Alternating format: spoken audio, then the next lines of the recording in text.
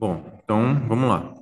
Eu vou gravar essa aula de revisão e eu vou publicar ela na segunda-feira, que é dia 15, né, que seria o dia da nossa aula. Mas só que, como eu não vou estar na cidade, então eu vou deixar a aula gravada para vocês, que é a aula de revisão. E na outra aula já vai ser a nossa prova, né? Bom, então eu vou trazer aqui basicamente o que a gente abordou em aula. Deixa eu só compartilhar a tela aqui, rapidão.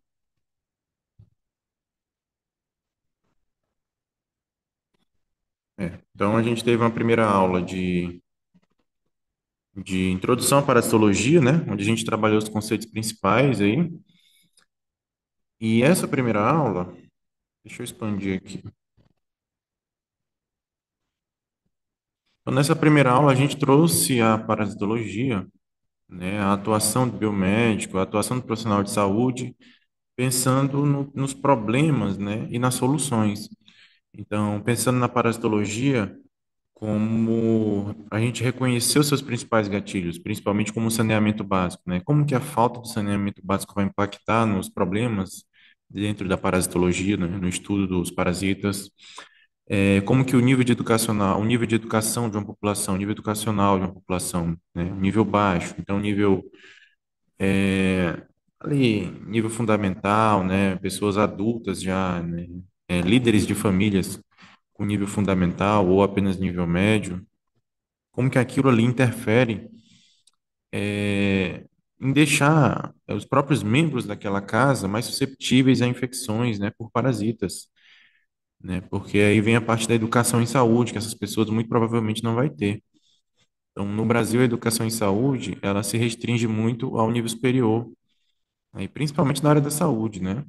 Em outros países, como por exemplo nos Estados Unidos, nível médio, nível fundamental, já tem uma educação em saúde mais estruturada, né? Então, a gente tem uma outra realidade. Então, a gente falou muito disso também, de países de primeiro mundo, diferença para países que ainda estão em desenvolvimento, né?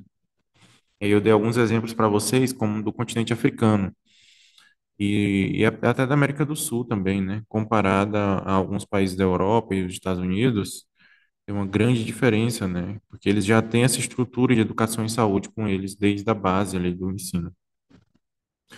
A gente trabalhou alguns conceitos importantes dentro da parasitologia, tivemos que compreender como que é as relações ecológicas, que a gente falou aqui do parasitismo, né? Do comensalismo, então são as duas principais na nossa disciplina. Então, o parasitismo, né, aquela relação parasita-hospedeiro, né, ela sempre vai ter um lado se beneficiando e outro sendo prejudicado, né? Então, isso configura o parasitismo. Então, sempre que a gente estiver falando de um parasita, estiver usando esse termo, a gente está falando de um organismo vivo que estabelece, que está dentro dessa relação, né, de parasitismo, está extraindo ali nutrientes daquele organismo e está causando dano a ele também, né? A gente falou também de alguns marcos aí na história da parasitologia e o papel da biomedicina, né? O papel do profissional de saúde como um todo aí dentro da parasitologia. Trouxe algumas imagens para vocês que a gente acabou não vendo ainda, que são principalmente helmintos aqui, né? Que a gente vai ver mais para frente. Mas essa primeira aqui a gente tem um ovo de cistossoma, na segunda a gente tem formas de larva, na terceira a gente tem uma cercária. Eu lembro que eu destaquei para vocês a grande capacidade de adaptação que esses parasitas têm, né? Então, essas três primeiras imagens aqui no rodapé do slide, ele enfatiza muito essa questão da adaptação. Então, primeiro a gente tem um ovo ali, que tem uma espícula lateral, tipo um gancho, ó, que ajuda ele em algumas situações. Depois a gente tem duas larvas acasalando ali. E na terceira a gente tem uma cercária, que já tem uma forma parecida com um peixe. Eu lembro que eu falei para vocês que ela tem essa forma não é à toa, né? Porque quando os ovos caem na água, que esse ovo vai se transformar, ele vai se diferenciar nessa forma de cercária, essa cercária ela vai precisar nadar literalmente na água para procurar um hospedeiro, né? Claro, isso aqui é de cistossoma, a gente não viu ainda, a gente ainda vai ver nesse segundo bimestre, mas só para a gente deixar claro essa questão da adaptação, né? Então,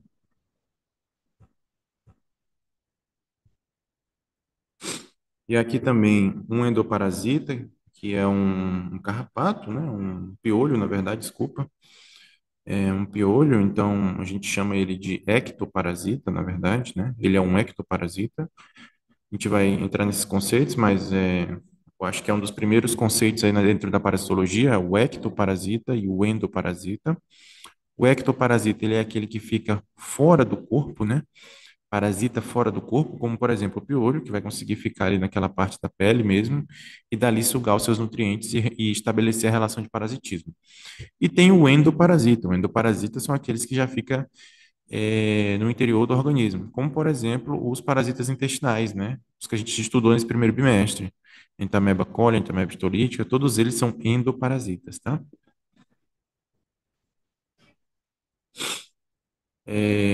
Também tem uma classificação importante, pessoal, na nomenclatura científica aí, né, que a gente trouxe um pouquinho. Eu acho que as duas principais que a gente tem que ter aí em mente é gênero e família, né?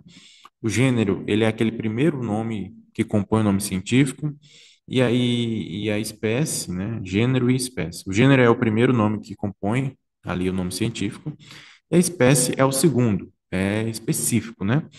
Então, gênero, a gente pode ter mais de um. Por exemplo, Entamoeba coli. O nome Entamoeba, ele é o gênero, é o primeiro nome ali. O segundo é a espécie, coli, né? Então, repara, a gente tem Entamoeba coli e Entamoeba histolítica. Então, a gente tem dois tipos de Entamoeba. Então, a gente tem dois organismos do mesmo gênero de espécies diferentes, né? Um é coli e o outro é histolítica. Outro exemplo que eu dei também foi da Escherichia coli, né? Da Klebsiella, né? Que são bactérias essas que eu estou falando. Então, a Klebsiella, a gente tem vários tipos de Klebsiella. Então, a gente tem a Klebsiella, que é o primeiro nome, é o gênero. E aí a gente pode ter essa Klebsiella como pneumoniae, que aí pneumoniae seria a espécie. A gente pode ter essa Klebsiella como uma espécie oxítoca, que aí seria outra espécie. Então, quando a gente está dentro de um gênero, a gente pode ter tipos de espécie diferentes, tá? Agora, gênero, a gente só vai ter um de cada. Então, a gente só tem Escherichia e Escherichia. Pronto. Então, é um gênero. Klebsiella, a gente só tem do tipo Klebsiella, tá? Assim, para resumir essa parte, é compreender que o primeiro nome ali sempre vai ser o gênero, o segundo a espécie. A espécie ela vai variar e o gênero ele vai ser fixo, tá bom? De cada organismo. As grandes áreas da parasitologia é a protozoologia, a eumintologia, que a gente vai estudar ainda, e aí a entomologia e a microbiologia, né? Que a microbiologia já seria das bactérias aí. Protozoologia, pessoal, foi basicamente o que a gente estudou no primeiro bimestre. A gente estudou os protozoários intestinais, né? Claro que a gente ainda tem os protozoários sanguíneos para dar uma olhada, que a gente vai ver no segundo bimestre. Mas de protozoários intestinais, a gente viu aí uma boa porcentagem da prática laboratorial, da importância médica, né? Giardia, Entamoeba histolítica, Entamoeba coli, Iodameba, Endolimax. Então, a gente viu aí acho que 95% dos protozoários intestinais, tá? É claro, você vai ter protozoários também no sangue, como por exemplo da malária, né? Vai ter outros também. Os helmintos a gente vai intensificar agora no segundo bimestre, depois da prova, né? E também vamos trabalhar os protozoários que faltou, que são os sanguíneos e outros. Microbiologia, eu acho que vocês ou já viram microbiologia, então já têm o conhecimento desses parasitas também, porque são parasitas também, né?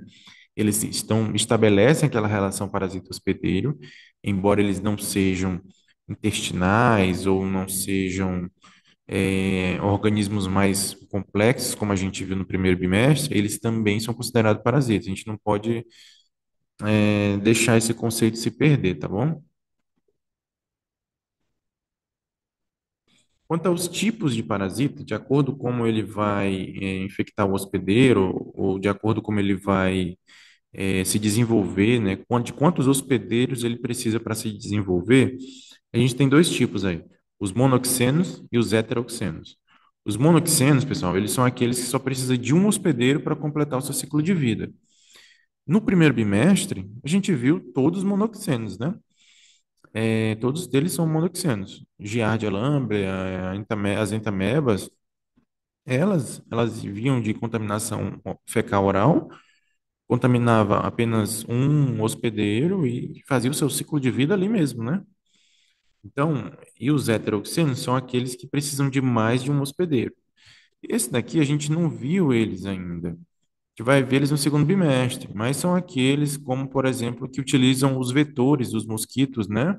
A própria malária, a leishmaniose, outros parasitas, que aí eles precisam de uma parte do seu desenvolvimento ali em um hospedeiro primário, né? Ali, que pode ser um mosquito, por exemplo, e um hospedeiro definitivo, que é o hospedeiro que ele vai finalizar o seu ciclo de vida, que a maioria é o ser humano, né?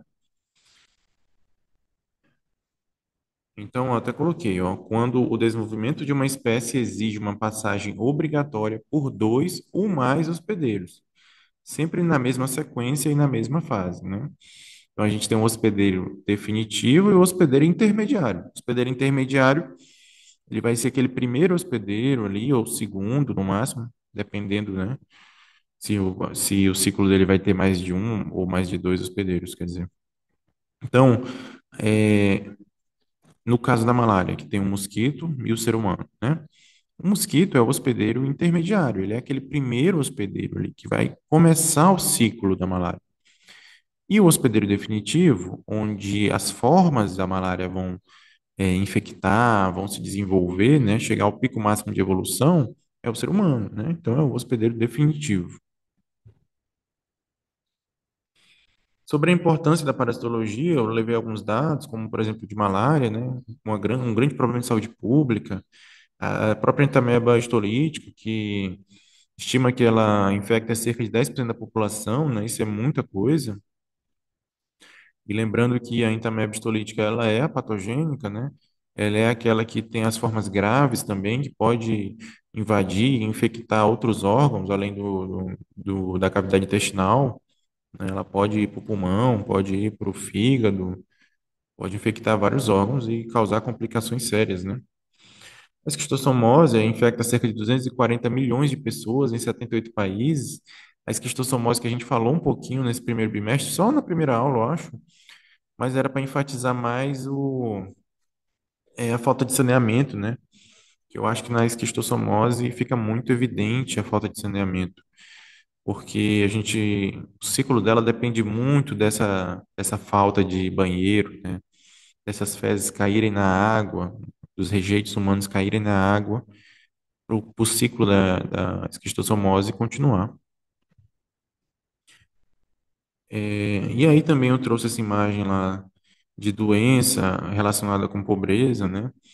Que aí vai ter vários fatores relacionados, como por exemplo a educação geral, né, de nível educacional e também a educação em saúde, uma educação mais específica, né, a própria de higiene pessoal, cuidados com a estrutura, como por exemplo um banheiro, né? Então, esse tipo de conhecimento na pobreza, ele está muito instalado mesmo, né? Ele está ali enraizado. Então, é um desafio muito grande da parasitologia levar a educação para esses lugares que não têm tanto acesso. E aí no livro do Neves ele traz outras coisas além disso, como esse tipo de população vai ter uma nutrição deficiente, né? O que vai ter déficit nutricional, déficit de vitaminas, déficit de proteínas, vai ter um sistema imune debilitado. Então vira todo um ciclo também, né? Então, a gente levou um artigo muito bom na primeira aula que fala, que relaciona um pouco dessa parte aí de, de pobreza com a parasitologia, né? Pobreza versus doença. Então, eu aconselho também, nesse período de revisão, essa semana, pessoal, dá uma olhadinha nos dois artigos que a gente estudou em aula, esse que fala mais do saneamento e o que fala da giardia também, e pega essas partes que fala de nível educacional, de falta de saneamento básico, higiene pessoal, tenta criar um racional em cima disso, para que a gente provavelmente vai trabalhar no próximo bimestre também, esses conceitos, né? E pensando em revisão de prova também é algo assim que provavelmente vai cair na prova, né? Aqui eu trouxe um pouco sobre a evolução dos parasitas, pessoal. E aqui eu coloquei alguns exemplos que eu mesmo considero incríveis, né? Que é o do Acilostomídeo. O Acilostomídeo, a larva dele parece que desenvolveu dentes ali, né? Que é justamente para ele se ligar às cavidades intestinais, à parede do intestino e parasitar, né? A própria cercária, ela tem essa forma também que é fruto da evolução, né? Porque justamente ela precisa sobreviver em vários ambientes, e um deles é na água doce, né? Então ela precisa dessa forma meio que parecida com um peixe para nadar, para se locomover e para infectar. E quando ela cai na água, ela tem pouco tempo para infectar um hospedeiro, né? Que seria o ser humano. Então aqui são dois exemplos dessa evolução, como a evolução foi boa para os parasitas, né? Para parasitismo. E aí fatores que garantem o sucesso do parasitismo, né? O parasitismo, ele muitas vezes precisa de um quadro meio que oportunista, né? Ele precisa de uma baixa ali nas defesas do hospedeiro para ele se estabelecer. Então, o contato adequado com o hospedeiro. Então, tem parasitas que precisam de uma porta de entrada específica. Então, se é fecal oral, ele vai precisar entrar pela cavidade gastrointestinal, ele vai entrar pelo tubo digestivo, né? Muitas vezes, se ele for em outra porta de entrada do corpo, como por exemplo nossa pele, ele não vai ter capacidade de infectar ali, tá? Um habitat adequado. Então, dependendo da forma que a gente tem de parasita, ele vai ter um habitat. Se você jogar um trofozoito aí, ingerir um trofozoito, ele cair no estômago, que tem um pH de 2, ele não vai sobreviver ali, dificilmente vai sobreviver. Então, ele precisa do seu habitat adequado. Qual é o habitat dele? O habitat dele vai ser lá no intestino, seja o intestino grosso ou o intestino delgado, onde ele não tem esse pH tão ácido, né, para sobreviver. Agora, o cisto não. O cisto ele já pode cair no estômago com aquele pH muito baixo, que lá ele vai conseguir se desenvolver também, vai conseguir sair dali e ir para o intestino e dar continuidade no ciclo de vida do parasita, né? Então, o habitat adequado também é muito importante. A reação do hospedeiro, então o sistema imune do hospedeiro, né? Será que é um sistema imune que está sendo eficiente na defesa ou será que está debilitado? Está faltando proteína ali para ter anticorpos? Ele está com a flora intestinal debilitada porque ele tem uma péssima alimentação, porque ele tem uma doença de base, por exemplo, né? Então, a reação do hospedeiro vai depender muito disso, de como que está a saúde geral daquele hospedeiro, né? E isso, quando essa saúde está debilitada, ela garante um sucesso do parasitismo aqui, viu? E aí, fatores que impedem ou dificultam o sucesso do parasitismo. Então, a ação do suco digestivo, que é um pH extremamente ácido, ela já é uma ação ali de defesa do nosso corpo. A própria pele é uma barreira muito boa, muito eficiente, né? Eu acho que eu fiz vários desenhos no quadro para vocês de caracterizando aquelas células do epitélio bem juntinhas, né, que são células na camada, são células justapostas, né, que eu falei, e aquilo ali já é uma barreira física que impede aquele parasita de entrar diretamente com facilidade ali. Muitas das vezes ele precisa de causar uma lesão naquelas células para conseguir entrar, ou ele precisa de uma lesão pré-existente para conseguir invadir, né? Fagocitose, né? Então, as células de defesa, os fagócitos, principalmente os neutrófilos, os macrófagos, são células especializadas em fagocitose, né?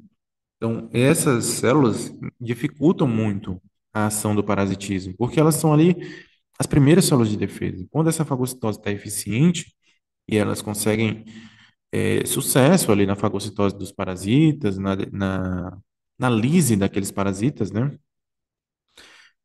Mas isso depende de quê? Depende de toda uma sinalização celular, depende de todo um organismo que precisa estar em equilíbrio, né?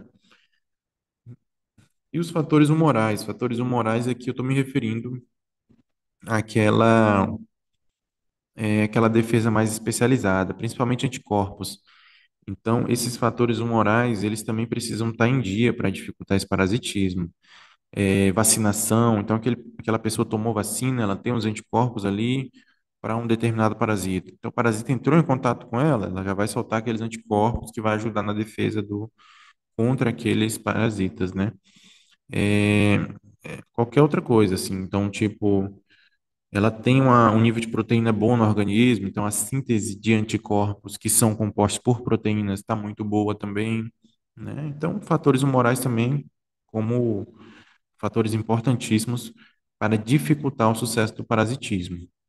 Então, na primeira a gente viu, eu vou voltar aqui, ó, fatores que garantem o sucesso do parasitismo. Então, botei três exemplos. E aqui fatores que impedem ou dificultam o sucesso do parasitismo, né? Então, isso aqui é bom a gente ter em mente. Claro que existem muitos outros fatores, mas esses quatro foi o que eu citei em aula e é o que a gente está trabalhando aí durante o primeiro bimestre, né? Tipos de habitat dos parasitas, né? Então, a gente pode ter parasitas aí que vão infectar e vão fazer moradia ali, né? No aparelho digestivo, seja no intestino grosso ou no intestino delgado, dependendo do tipo de parasita, no fígado e vias biliares, no tecido conjuntivo, no sangue. E aí o que todas essas regiões têm em comum, pessoal, que eu falei em aula, é porque são regiões ricas em nutrientes, né? Imagina, o aparelho digestivo é onde é absorvido os nutrientes da alimentação. Então ali é um lugar que vai ser muito rico em nutrientes, proteínas, carboidratos, lipídios, todo tipo de nutriente. Então ali é um potencial lugar para ser infectado por parasitas, né? Os parasitas têm tropismo por essa região, né? Tropismo, que é atração, né? Eles sentem atração por aquela região. Então, quando eles entram lá na cavidade oral, um alimento contaminado, eles já estão buscando essa região, os parasitas intestinais, né? Fígado e vias biliares também não deixa de ser isso, né, pessoal? No fígado, por exemplo, é onde tem síntese de várias proteínas, de vários nutrientes extremamente importantes, então vai ser uma região muito rica também, ferro, né? Tem muitos nutrientes importantes aqui. Tecido conjuntivo é onde a gente tem vascularização, logo embaixo do tecido epitelial. Então, é onde ali a primeira entrada de nutrientes nos tecidos é ali. Então, a entameia histolítica é um exemplo disso, que a gente vai ver uma imagem aqui dela, reação imunológica, não nesse slide, mas no outro, né? Que ela vai buscar o tecido conjuntivo por causa dos nutrientes que tem ali. E o sangue também, né? Que é o nosso mecanismo de transporte dos nutrientes pelo corpo. Então, é outro alvo também dos parasitas. Então, o que todos esses lugares têm em comum é essa parte dos nutrientes, tá? Profilaxia, pessoal, que são medidas de prevenção, tratamento contra essas doenças, né? Então, profilaxia é um termo utilizado em todas as áreas da saúde, em todas as áreas da biologia, de infecção, né? Quando a gente está pensando em combate a alguma infecção, a gente usa esse termo de profilaxia aqui. Não pode ser medicação, pode ser vacinação, pode ser o saneamento básico como uma medida de profilaxia, a própria educação sanitária, né? Educação sobre higiene pessoal, sobre a importância de ter um banheiro adequado ali, né? De não soltar os rejeitos no rio, por exemplo. Tudo isso faz parte de medidas de profilaxia. E aí vem uma ação do biomédico, do profissional de saúde, né? Que é contribuir nessa área de profilaxia, seja com trabalhos científicos, com projetos na própria faculdade ou na empresa, nas empresas privadas, nas empresas públicas. A gente sempre faz projetos em cima disso, buscando essa grande área de profilaxia. E a gente pega uma pequena parte dessa profilaxia. Então, vai pegar aqui educação sanitária. Vamos fazer um trabalho de educação sanitária nas escolas, por exemplo, né? Então, instruir esses adolescentes, crianças, sobre a educação sanitária, né? Saneamento básico. Ah, vamos nos bairros da cidade, mostrar para a população ali, né, na residência deles, como que o saneamento básico ali vai contribuir para evitar infecções naquela população, né? Então, tudo isso daqui são medidas profiláticas, tá? E a ação do profissional de saúde está muito ligada às profilaxias, né? O biomédico também trabalha muito no diagnóstico, né? No próprio diagnóstico laboratorial. Então, falando de parasitas intestinais, o exame de fezes básico ali é uma ferramenta de diagnóstico. Parasitas sanguíneos, como a malária, a gente tem aí exames laboratoriais de microscopia de gota espessa, que a gente vai ver no segundo bimestre, que são exames para detecção de parasitas, que também estão voltados ao diagnóstico. Então, O biomédico, ele tem ação ali no diagnóstico, ele pode ter ação também na profilaxia, né? Dependendo do contexto que ele está trabalhando. Eu trouxe alguns tipos de adaptação para mostrar como a evolução ela foi camarada dos parasitas, né? Um dos exemplos aí é de degeneração, perda ou atrofia, que é um percevejo nesse primeiro aqui. Deixa eu ver se eu consigo marcar. Esse daqui, ó. Ele é um percevejo, né? Então ele perdeu as asas ao longo do tempo, porque não precisava mais utilizar as asas. Ele é um parasita que fica ali em colchão, em carpetes, né? E ali ele vai infectar o ser humano, vai infectar outros animais, mas ele não precisa da asa. Então a evolução fez esse processo de perda ou atrofia das asas. Agora ele ficou mais leve, ele consegue se locomover com mais facilidade, entende? Então, para ele foi importante essa perda ou atrofia. Na relação de tropismo, pessoal, sobrevivência ou propagação, a gente tem aqui do lado direito, ó, exemplo de helmintos aqui, né, que a gente vai estudar no segundo bimestre, que vivem em diferentes ambientes, como por exemplo no solo. Então, esses daqui são aqueles que eu até dei um exemplo em aula, quando sua mãe falava assim, calça o chinelo, não vai ali para fora descalço e tal. Esses parasitas aqui, eles são aqueles que estão no solo ali. Então, eles realmente, não nessa forma, mas nas formas de larvas, né? Ou nas formas infectantes deles, eles conseguem adentrar a pele ali, né? Então, eles ficam no solo e quando a criança ou o adulto vai brincar ali, eles conseguem perfurar a pele e entrar, né? Ou entrar pelos poros também. Aqui tem um negócio interessante, que a nossa pele, a gente tem diferentes tonalidades de pele, assim, né? De resistência. Então, tem pessoas que têm uma pele mais grossa, né? Outros têm uma pele mais fininha. Então, principalmente criança, que tem uma pele muito fininha ainda. É muito fácil de ser infectado por isso, tá? Pessoas que têm uma pele mais grossa, pessoas mais velhas um pouco, até também negros, têm uma resistência maior a esse tipo de infecção aqui, que é difícil perfurar ali, o parasita conseguir estabelecer uma porta de entrada aí na pele diretamente, né? Um exemplo de hipertrofia, e aqui no próprio mosquito, né? Ali o ferrão dele, aquela parte que vai perfurar a pele, é um exemplo de hipertrofia que foi se desenvolvendo ao longo do tempo para ficar cada vez mais resistente, né? Cara, imagina, nossa pele é muito resistente. Então, o ferrão do mosquito, ele também tem que ser muito resistente para conseguir perfurar, né? Às vezes, se você coloca uma agulha na sua pele para coletar sangue, ela é tão fininha que parece que ela pode até quebrar. Esse ferrão, ele chega a ser até mais resistente que muitas agulhas, né? Agulhas fininhas, assim. Então, é um exemplo aí de hipertrofia, de desenvolvimento de resistência, né, dos parasitas, tá? Ok. Deixa eu tirar aqui.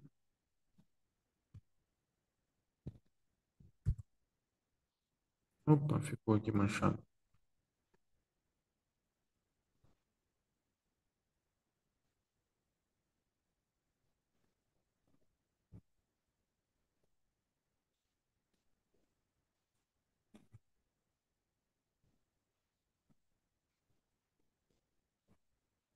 Pronto, agora eu tirei aqui. Só expandir a tela aqui de novo. Então, comensalismo e parasitismo, né? O comensalismo que ele já é aquele tipo de relação que um organismo está se beneficiando ali daquela ocasião, mas não está causando dano ao outro organismo, né? Então, esse é o exemplo de comensalismo. Aí tem uma imagem aí trazendo esses peixes do lado do tubarão, né?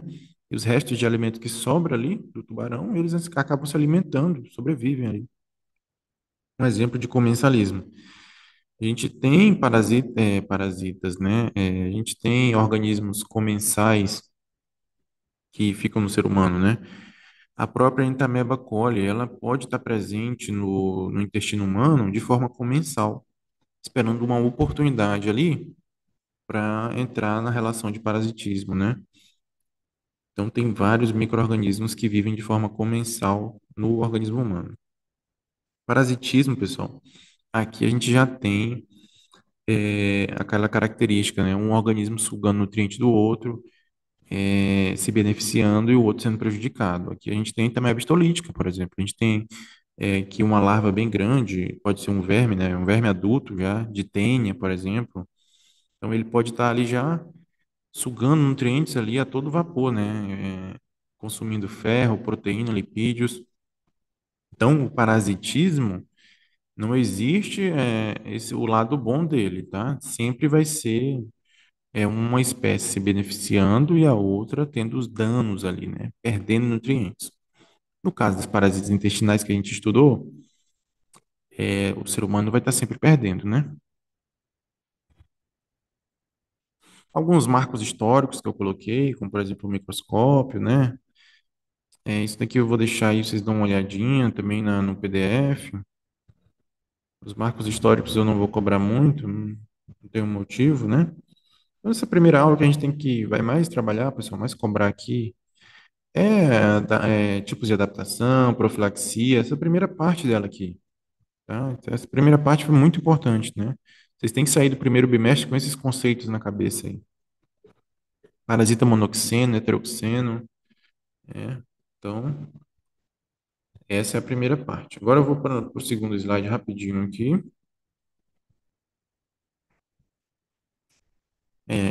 Então, essa aula é bom para quem faltou e também para quem está revisando o conteúdo para a prova e para fechar o primeiro bimestre, né?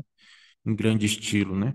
Porque o primeiro bimestre já foi um sucesso para vocês, vocês foram muito bem no primeiro bimestre. Então, para finalizar, pessoal, a gente precisa fazer uma revisão geral, né?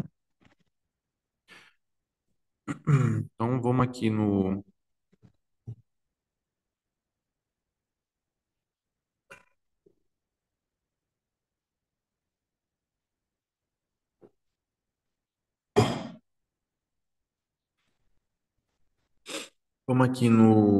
protozoários intestinais, né? Então, a gente está dentro de protozoários. Quando a gente está dentro de protozoários, vocês lembram, a gente só tem duas formas existentes, que são os cistos e os trofozoítos, né? E aí eu coloquei aqui quatro tipos de protozoários que são um dos mais vistos na nossa rotina. Entamoeba histolítica, Entamoeba coli, Endolimax nana e Odamoeba butini. Eu lembro também que eu falei, né, o próprio tema dessa aula, o título, era amebíase. Então aqui só são apenas amebas, né?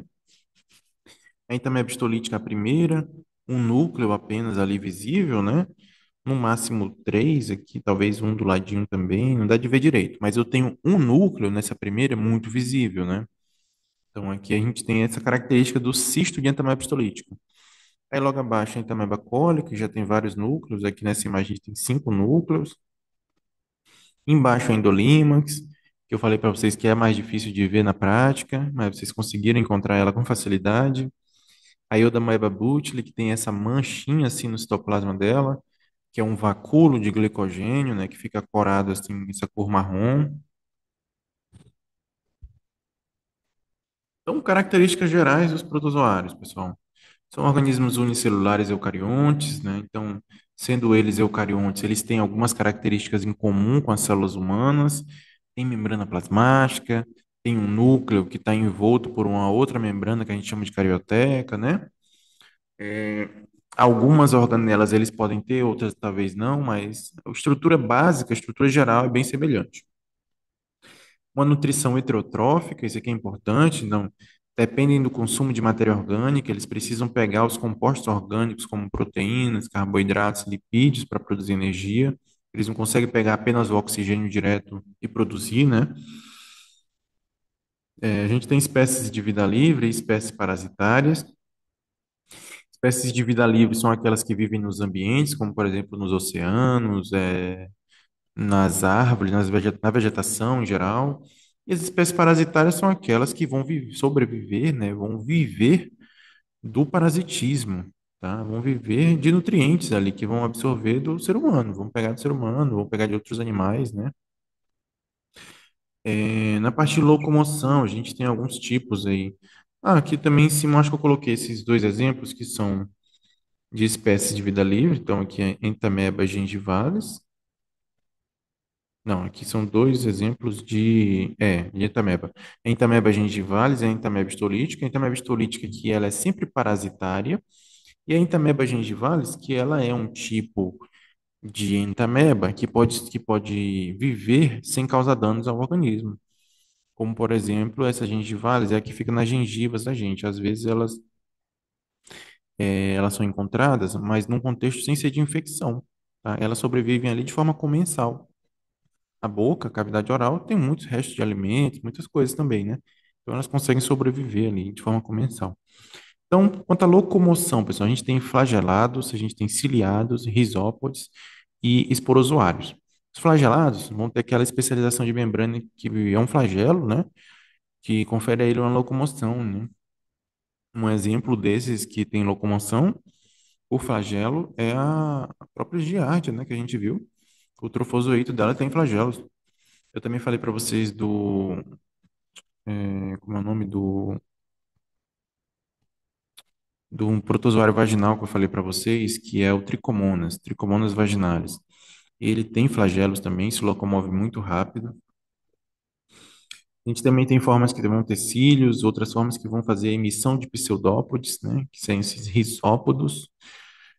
E os pseudópodes, eles são aquela. Eu botei um vídeo para vocês em aula, né, daquela célula se locomovendo, a membrana parece que está dando passos, né? A membrana ela não é bem redondinha, perfeita, né? Ela é como essa segunda imagem aqui embaixo dessa ilustração, né? Uma membrana toda, parece uma estrela, a célula fica bem espalhada. Então, esses pseudópodes é a forma de locomoção dos trofozoítos das amebas, pessoal. Isso daí é extremamente importante, tá? Os pseudópodes são a forma de locomoção das amebas aqui, seja da entameba histolítica, entameba coli. Na forma de trofozoito, ela vai se locomover por pseudópodes. E o cisto? O cisto não se locomove. Lembra que eu falei para vocês em aula. Então, ele vai ser essa parte que não tem estrutura de locomoção, tá? E aí, quanto ao gênero Entamoeba, pessoal, a gente tem a presença de um núcleo esférico, uma cromatina periférica. O núcleo, então, geralmente, no trofozoito, ele vai estar lá na extremidade da membrana, como nessa primeira ilustração, no trofozoito, ele está lá bem pertinho da membrana. E ali, pessoal, está marcado o nome das partes, ó. Ectoplasma, pseudópodes. Então, ali basta dar uma olhadinha nessa ilustração mesmo, para você saber, né, as partes principais ali. Então, o núcleo, os pseudópodes, isso daí a gente tem que saber. Nessa primeira ilustração mesmo, ali a gente tem um núcleo apenas e tem muitas coisas no citoplasma, né? Como eu falei para vocês, tem trofozoítos de algumas espécies que eles se alimentam de hemácias, como é o caso da Entamoeba histolítica. Então, aquela primeira ilustração ali, ela é de uma Entamoeba histolítica, né? Porque tem hemácias no seu citoplasma. A Entamoeba coli fagocita hemácia também? Não, só a histolítica, tá?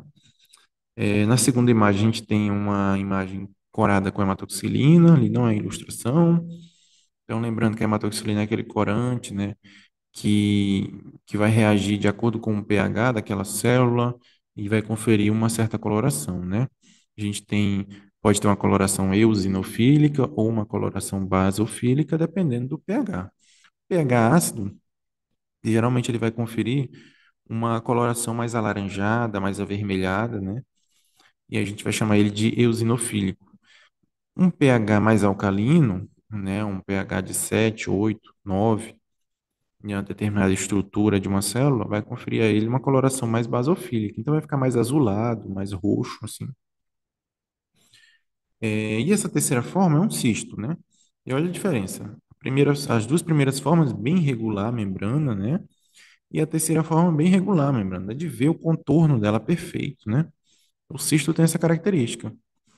Lembrando que o cisto é aquela forma que vai conferir resistência à célula, né?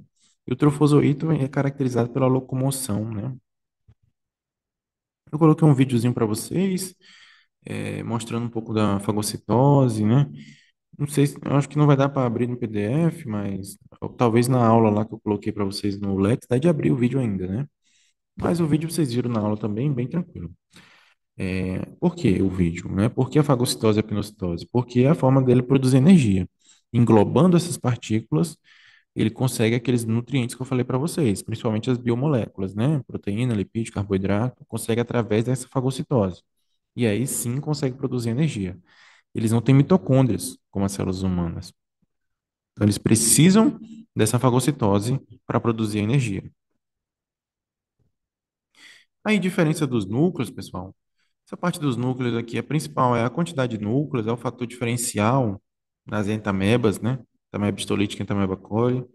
Então, a entameba histolítica, ela pode ter até 4 núcleos no seu cisto, e a entameba coli, ela sempre vai ter mais de 4 núcleos, ou seja, 5, 6, 7 ou 8 núcleos na entameba coli. Entameba histolítica, de 1 a 4 núcleos, tá? Tem outras diferenças também, uma delas é a própria hemácia no seu citoplasma, a gente pode encontrar na histolítica, mas não vai encontrar no trofozoito nem também no coli, né? Então, tem algumas diferenças, assim, menores, mais difíceis de ser detectadas, como, por exemplo, a cromatina, né? Uma cromatina mais grosseira da Entamoeba coli ali na extremidade.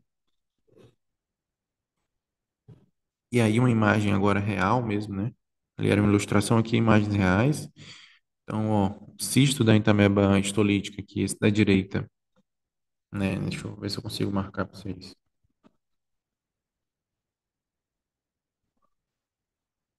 Então, aqui, ó, um cisto aqui, né? Da Entamoeba histolítica.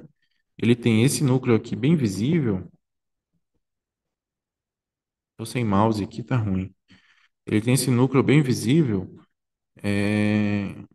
E pode ter mais dois aqui, talvez, né? Eu lembro que eu mostrei a imagem para vocês que relatava mais 2 núcleos, que talvez era até esse daqui. Mas, importante, se ele tiver no máximo aqui é 3, né? É entameba histolítica. É cisto. Como é que eu sei que é cisto? Ó, a membrana perfeita. Não está toda estourada, né? Ó o trofozoito aqui do lado já, ó. Ó, membrana toda irregular, exibindo pseudópodes, né? Quantos núcleos? Um núcleo. Característica de trofozoito. Aqui embaixo, Entamoeba coli. Ou, Entamoeba coli. Olha a quantidade de núcleos que tem nela. Tem 8 núcleos, cara. Quantidade máxima de núcleos aí que a gente vai achar. Muito diferente, pessoal, né? Deixa eu apagar pra gente passar aqui.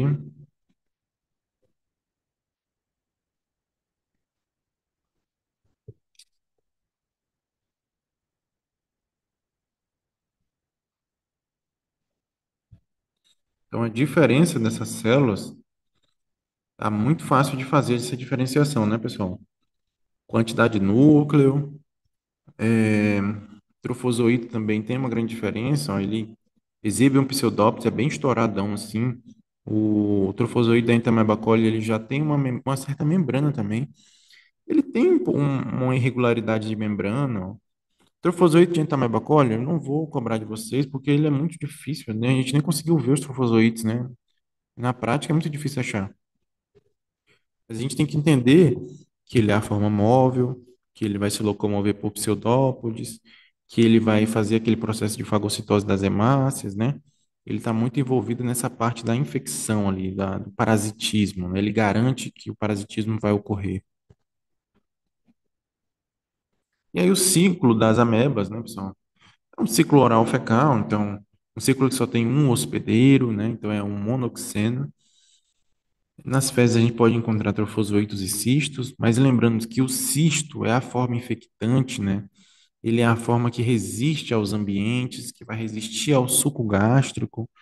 Então, ele é a forma que o ser humano vai ingerir e vai causar infecção a ele.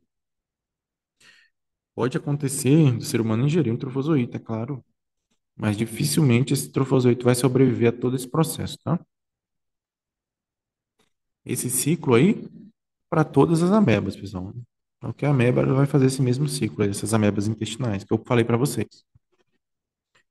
E aí a reação imune da histolítica, eu não vou falar de novo dela, porque a gente falou na aula bem específico, né? Mas aí também você já tem domínio da imunologia, né? Então, a ideia é entender que essa entameba histolítica, ela chega ali na sua forma de trofozoito, ela vai se relacionar com aquelas células do intestino, os enterócitos, e aí aqueles enterócitos vai fazer sinalização para chamar o sistema imune, Aí vai chegar os macrófagos, e vai se ligar a essas células, vai começar toda aquela guerra, né? Aqui a gente pode extrair também que tudo isso acontece ali no tecido conjuntivo, que é onde a entaméia histolítica quer absorver os nutrientes, quer sobreviver, quer estabelecer o processo de parasitismo ali, né? Tem as barreiras primárias do organismo que ela consegue quebrar, né? A camada de mucina, as próprias células, né? Se não tiver nenhum rompimento ali, nenhuma porta de entrada fácil, elas vão também interagir com aquelas células e tentar romper aquelas células. O, o, o epitélio ali, ele é um epitélio simples, né? Uma camada celular, então acaba que fica susceptível ali à infecção também, né? Eu também falei para vocês de quando a entaméia histolítica ela exibe um mecanismo mais sofisticado de infecção, dificulta um pouco a ação dos macrófagos, né? Então, é quando ela vai conseguir ter sucesso aí, muitas das vezes se tornar uma infecção sistêmica e ir para outros órgãos. Então, ela basicamente vai bloquear os mecanismos de defesa do macrófago, ali ligada à arginina, né? Ela vai produzir arginase, o ácido nítrico também, ela vai conseguir bloquear esses mecanismos do macrófago, impedindo ali a fagocitose, impedindo a deteriorização desse parasita, né? Ela se defende por meio desses mecanismos. Bloqueio de sinalização celular, então um macrófago que precisaria chamar uma outra célula não vai conseguir chamar porque a sinalização foi bloqueada. Os enterócitos que queria chamar mais neutrófilos, mais macrófago, não vai conseguir chamar porque ela bloqueou também. Então, esse é o sistema sofisticado da entaméia histolítica, né? É bem complexo, eu acho que vocês viram na imunologia, né? Bater a cabeça com isso um pouco, mas aqui para a gente a gente enfatizou um pouco mais na ação da entaméia histolítica do que na própria ação do sistema de defesa, né? Então, dentro das entamebas, a gente tem a entameba coli, e ela tem a forma, então, de cisto e de trofozoito, como todos os outros protozoários, né? Ela faz a divisão binária, é um parasita da cavidade intestinal, os cistos e trofozoitos dele pode ser eliminado nas fezes.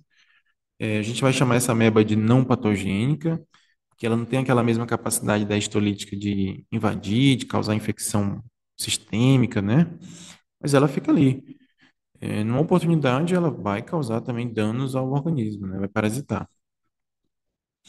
Ela tem essa morfologia bem característica dela, uma quantidade de núcleos muito alta, né? E sendo um cisto, ela tem essa forma esférica dela, uma membrana muito forte, né? Então, o cisto é a forma de resistência do parasita, não podemos esquecer disso. A forma diferencial dela e da histolítica é a quantidade de núcleos. Hum, bora ver aqui, trofozoítos também.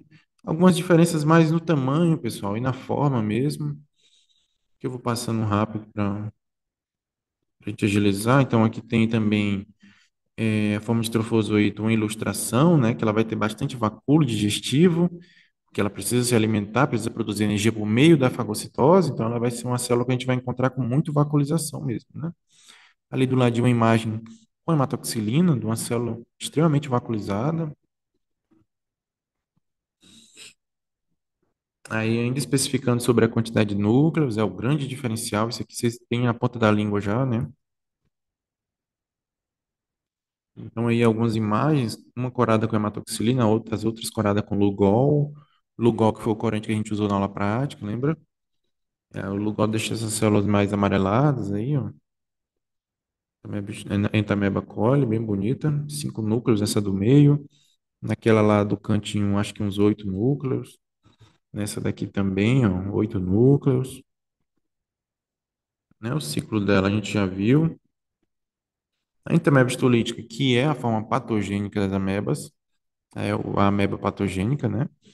Ela também é divisão binária, o trofozoito dela também exibe pseudópodes, nutrição da mesma forma, né? Então não muda muita coisa, não. É, o trofozoito, ele é a forma que vai fagocitar as hemácias, ele é a forma que vai se locomover pelo intestino ali para achar uma região e ficar instalado ali, né? Então, aqui mais imagens de trofozoítos com hemácias no seu citoplasma. Aqui, ó, nessa imagem é enfatizado que tem três núcleos, ó. Só que esses dois núcleos não dá de ver muito bem, né? Esse do meio tá mais fácil. Mas aqui ele enfatiza que tem dois núcleos também. Então, entaméba histolítica. Aqui teria três núcleos, né? Forma de cisto. E os aspectos clínicos, pessoal, que tem algumas complicações que a gente falou em aula também, né? Principalmente da entaméba histolítica, mas aqui está falando especificamente da entaméba histolítica, né? Que a gente pode ter complicações severas aí nas manifestações clínicas, né? Pode ter formas graves dela. O ciclo dela é o mesmo das outras, da oral, fecal oral, né? Tem a amebíase intestinal, tem a amebíase não invasiva, a amebíase invasiva. Então, lembrando, essa característica de invasão é quando ela consegue romper aquela camada de célula, invadir o tecido conjuntivo e dali se espalhar para outras partes do organismo, né? Hum, Aqui fala do diagnóstico laboratorial, que a gente tem o exame de fezes mesmo tradicional, pode ser pela técnica de Hoffman, que a gente utilizou em prática para fazer o diagnóstico, né? A gente vai usar o corante Lugol nessa aí, bem simples, né? Tem também a da hematoxilina, mas a gente não usa muito no laboratório de diagnóstico, né? Vocês usaram na prática, a gente não tinha entamoeba histolítica, eu acho, mas tivemos entamoeba coli, é o mesmo esquema daquele, que vocês capricharam na técnica de Hoffman, né? Detectar os protozoários. Indolimax nana, que é um outro protozoário também bem simples, né? Não entrei muito a fundo. Então, essa aí foi a de amebas, né? De amebas também, vocês estão com bastante domínio dela. E a da giardia, por último aí. A giardia foi uma aula mais rápida, mas uma aula também extremamente importante, que a gente fez leitura de um artigo, que eu sugiro que vocês dêem uma olhada de novo nesse artigo, tá? Para a prova. Compreender os conceitos gerais relacionados a saneamento básico, relacionados a higiene pessoal, a nível educacional, esses fatores impactam para o sucesso dos parasitas, né?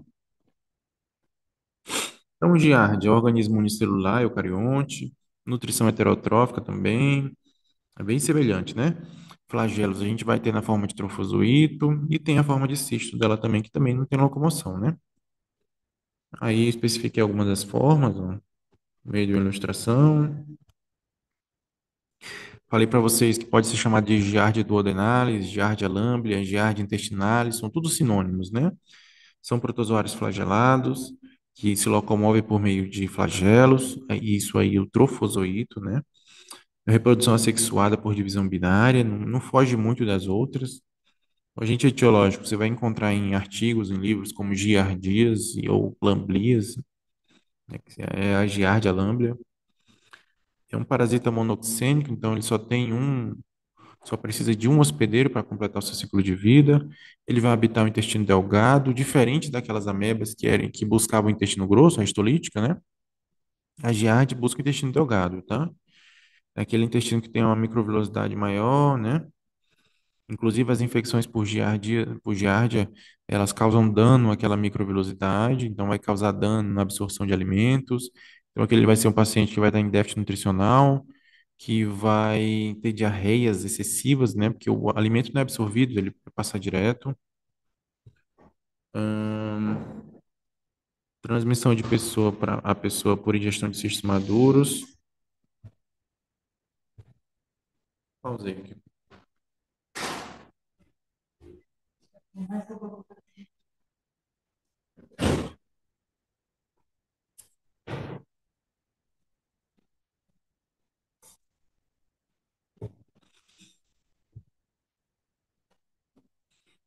Aí uma ilustração dos trofozoítos da forma de cisto, né?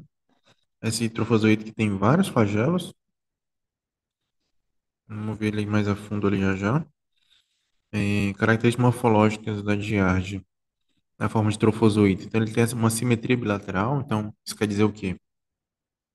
Que ela é muito semelhante de um lado a outro. Se você passar uma linha no meio da giardia, de um lado ela vai ter ali, vamos supor, três flagelos ou dois flagelos. Do outro ela vai ter a mesma quantidade.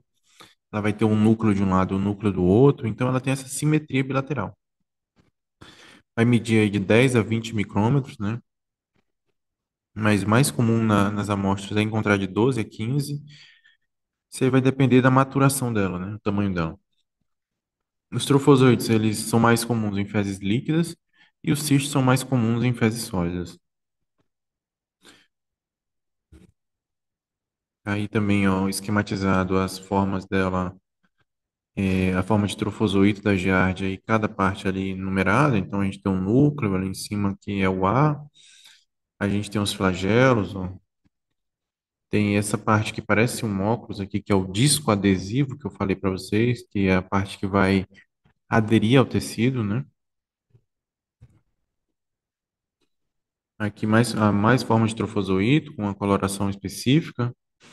Fica bem fácil de visualizar os trofozoitos e os flagelos bem evidentes. Aí, de novo, a giardia duodenalis. É difícil de encontrar nas amostras de fezes. A amostra ela tem que ser recém-coletada para a gente encontrar. Os trofozoides, eles vivem muito pouco nas fezes ali, recém-coletadas, né? Eles nem caem nas fezes rotineiramente. Só quando o paciente está naquela diarreia muito severa mesmo, várias evacuações durante o dia, que eu falei para vocês. E aí na morfologia da giardia, a gente tem os núcleos, né? Os núcleos que ficam com uma certa sobreposição, a gente tem as fibrilas e tem os corpos parabasais ali embaixo, né? Agora aí numa imagem, também com a coloração de hematoxilina, nessa primeira aqui, fica meio azulado, né? Meio basofílico, mas dá de ver o núcleo, dá de ver as fibrilas e os corpos parabasais na imagem. Ali a primeira imagem é o exame direto a fresco com Lugol, então foi daquela forma que a gente viu na prática, né? E ela fica com essa coloração mais amarelada. E aqui embaixo uma coloração mais específica, né? Como eu falei para vocês, essas colorações mais específicas, muitas vezes elas têm um objetivo específico de detectar alguma proteína, alguma estrutura, evidenciar alguma estrutura do cisto, né? Por isso que elas são feitas. Ciclo biológico, então, bem semelhante aos outros também, pessoal. Só que ela vai se locomover um pouco mais pelo intestino, mas aqui está bem detalhado sobre o ciclo biológico dela, né? E a contaminação ali, a infecção é da mesma forma, só é fecal oral também, alimentos contaminados, água contaminada, não muda muito das amebas não, tá?